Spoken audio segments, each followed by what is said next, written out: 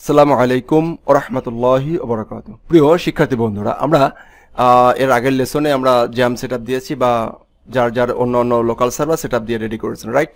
ওকে, এখন আমরা পিএইচপি শুরু করতে হলে মোট কথা আমাদের যে লোকাল যে সার্ভারটি আছে সার্ভার একটা ইনস্টল দিয়ে নিব। সেটা হতে পারে লারাগন, হতে পারে জ্যাম, হতে পারে যে কোনো জিনিস। তো আমি যেহেতু জ্যামটা ইনস্টল দিয়েছি, আমি জ্যামের অ্যাপাচি এবং মাইস্কলটা রান করে নিয়েছি। তো যারা জ্যাম ইনস্টল দিতে এখনো পারেন নাই তারা অবশ্যই আমার আগের লেসনটা দেখে নিয়ে জ্যামটা ইনস্টল করে দিয়ে নেবেন। ওকে, এখন জ্যাম ইনস্টল দেওয়ার পরে জ্যামটা আমরা যে ফোল্ডারে ইনস্টল দিব সেই ফোল্ডারে প্রথমে চলে যাব। তো আমি দিয়েছি হচ্ছে ডি ড্রাইভে, এখান থেকে আমি জ্যামে চলে গেলাম। এইখানের জ্যাম ফোল্ডারের ভিতর এসে htdocs, কোথায় আসবো? htdocs।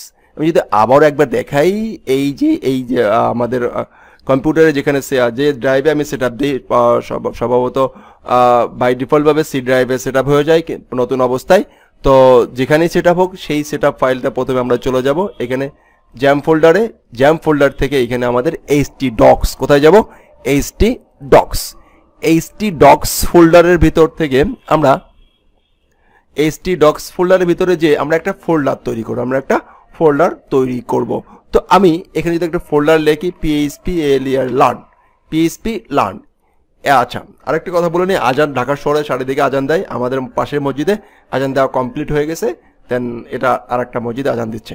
ওকে ফাইন, এখন আমরা এই লার্ন ফোল্ডারটি কিভাবে অ্যাক্সেস করতে পারি? অ্যাক্সেস করার জন্য আমি চলে যাব হচ্ছে আমার ব্রাউজারে হচ্ছে লোকাল হোস্ট লিখবো। লোকাল হোস্ট লিখে PHP learn ফোল্ডারের নামটা লিখবো localhost/learn, দেন এন্টার দেব। তো এরকম একটা ফোল্ডার যদি চলে আসে, এরকম একটা যদি অ্যাড্রেস চলে আসে, তাহলে বুঝতে পারবো যে আমাদের ফোল্ডার তৈরি হয়েছে এবং হচ্ছে আমার সার্ভারটি অ্যাক্টিভ আছে, রাইট? যদি অ্যাক্টিভ না থাকে তাহলে কি হবে? তাহলে আমরা এখান থেকে অফ করে দেই অ্যান্ড ইনস্টল দেই, দেখতে পাবো যে নট ফাউন্ড এরকম একটা মেসেজ দিবে, সাইট নট রিচ, মানে সার্ভার রান নেই, সার্ভারের প্রবলেম আছে। এবার আমরা সার্ভারটাকে রান করে দেই, দেন যদি আমরা এটাকে এখন এন্টার বাটনে ক্লিক করে দেখেন চলে আসছে, ফাইন। এখন আমরা এই ফোল্ডারটাকে আমরা আমাদের ভিএস কোডে বা যে কোনো একটা জায়গায় রান করার চেষ্টা করি। Fine, absolutely fine. তো আমরা ভিএস কোডে যদি এখান থেকে রান করতে চাই, আমরা জাস্ট আমাদের সিএমডি মোড বা যে কোনো জায়গা থেকে আমরা সিএমডি মোডে চলে যাবো। এখান থেকে code space dot then enter দিলে আমাদের ভিএস কোডটা ওপেন হয়ে যাবে। এটা অলরেডি আপনারা জানেন যারা অলরেডি HTML CSS করেছেন। এবং আমি আবারও বলে নিচ্ছি, এই লেসনটি যারা শুরু করবেন তাদের অবশ্যই HTML অ্যান্ড জাভাস্ক্রিপ্টটা জানতে হবে। ধন্যবাদ। ওকে, এখন আমরা HTML এ যেরকম করে ফাইল নিয়েছিলাম index.html, CSS যেমন নিয়েছিলাম style.css, জাভাস্ক্রিপ্ট যেমন নিয়েছিলাম main.js, ঠিক তেমনি আমাদেরকেও এখানে একটা ফাইল নিতে হবে PHP এক্সটেনশন রিলেটেড। তো আমি যদি সুন্দর করে এইখানে বোঝানোর চেষ্টা করি তাহলে মনে আরেকটু ভালো হবে। যেমন এইখানে একটা ফাইল আমরা এখান থেকে নেওয়ার পরে দেখেন এখানে যদি দেখেন লেখা আছে টেক্সট ফাইল, টাইপ কি? Text file. ফাইন, এখন এখানে যদি আমরা এর আগে নিতাম হচ্ছে কি সে index.html, এখন দেখবো যে এটা একটা মার্কআপ, এটা একটা markup file. Okay, web document. And এইটা যদি এখন আমরা এরকম একটা ফাইল নেই index.php নেই, অ্যান্ড যদি ওকে দেই, এখন দেখা যাবেন PHP ফাইল, এটা টাইপ কি? PHP type. ওকে, তাহলে আমরা PHP ফাইল নিতে হলে অবশ্যই .phpটা থাকতে হবে, দেন PHP শুরু করা যাবে। এখন যদি আমরা ফোল্ডারটা এখানে আসি, দেখা যাবে তিনটা ফাইল আছে, দুটো ফাইল আমরা এটাকে রিমুভ করে দিলাম, এটাকে রিমুভ করে দিলাম, এখানে আসলাম। ফাইন, এখন এই PHP ফাইলের ভিতরে আমরা যে কোনো জায়গায় PHPটা লিখতে পারি এবং এই PHP ফাইলের ভিতরে আমরা HTML লিখতে পারি। এটা আগে প্রথমেই লিখে নিই। ফাইন, এটা লিখতে পারি এবং এই HTML এর যত জায়গায় আমরা মানে বডির যে কোনো জায়গায় PHP লেখা যেতে পারে। তো প্রথমত দেখি যে PHP এখানে কিভাবে লিখতে হবে। PHP লিখতে হলে আমাদেরকে একটা greater than and less than and greater than hot mark double hot and PHP, এইটা দিয়ে এন্টার দিতে হবে। এটা হবে শুরু, less than question mark PHP and question mark greater than, এইটা দিয়ে PHP শুরু হবে। ওকে, এইটা আমরা শুরু করতে পারি। HTML এর আমাদের যে PHP এর ভিতরে .php এক্সটেনশন থাকতে হবে, এইটার ভিতরে আমরা যে কোনো জায়গায় আমরা এটা নিতে পারি, অথবা HTML ছাড়াও আমরা এটাকে নিতে পারি।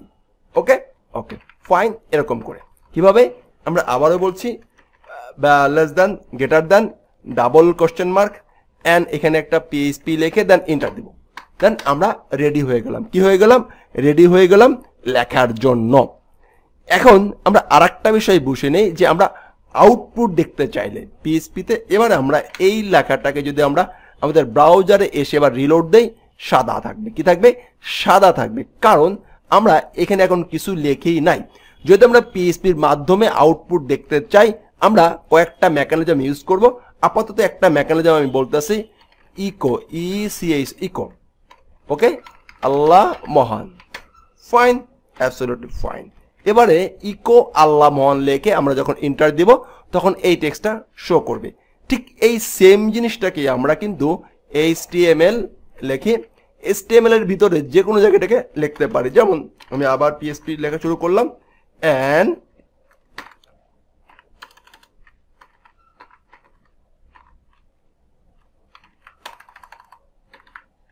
ইকো আল্লাহ মহান। Fine, absolutely fine.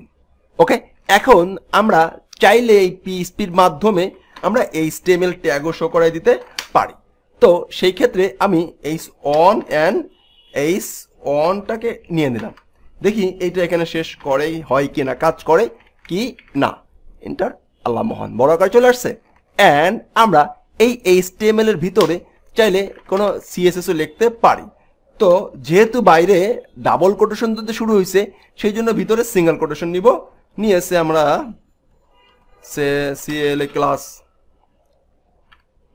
একটা ক্লাস নেওয়ার চেষ্টা করতেছি। হ্যাঁ, হাদি।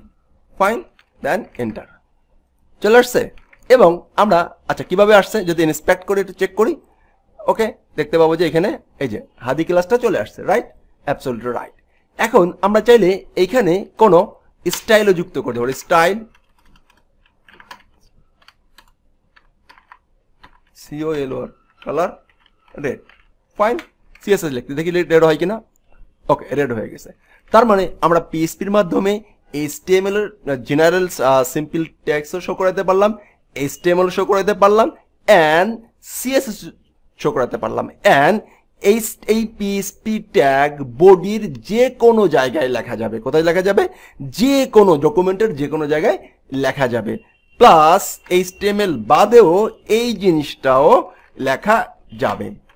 HTML বাদেও এটা লেখা যাবে। তাহলে আমরা এ পর্বে শিখলাম হচ্ছে কিভাবে আমরা HTML এর ফাইল নিতে পারবো, আমরা PHP ফাইল নিতে পারবো।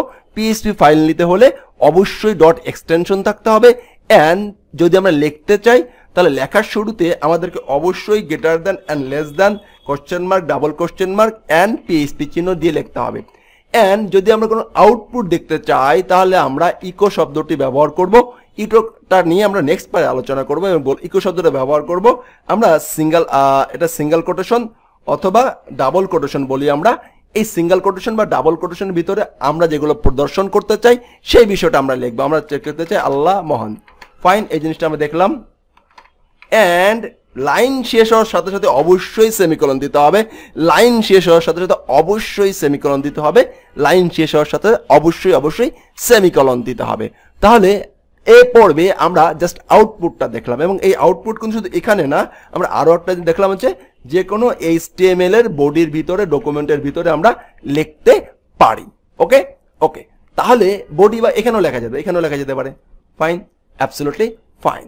মানে ডকুমেন্টের যে কোনো জায়গায় আমরা PHP স্ক্রিপ্ট লিখতে পারি। তাহলে এ পর্বে আমরা শুধুমাত্র দেখলাম আউটপুটটা কিভাবে দেখতে হয়, PHP ফাইলটা কিভাবে নিতে হয়। তাহলে অবশ্যই আপনি এ পর্বে যে কাজটি করতে পারেন, contact.php, about.php, service.php এরকম 4-5টা ফাইল নেবেন এবং প্রত্যেকটা ফাইলে সেই সমস্ত বিষয়গুলো আউটপুট করার দেখানোর চেষ্টা করবেন। ধন্যবাদ। আসসালামু আলাইকুম ওয়া রাহমাতুল্লাহি ওয়া বারাকাতুহু।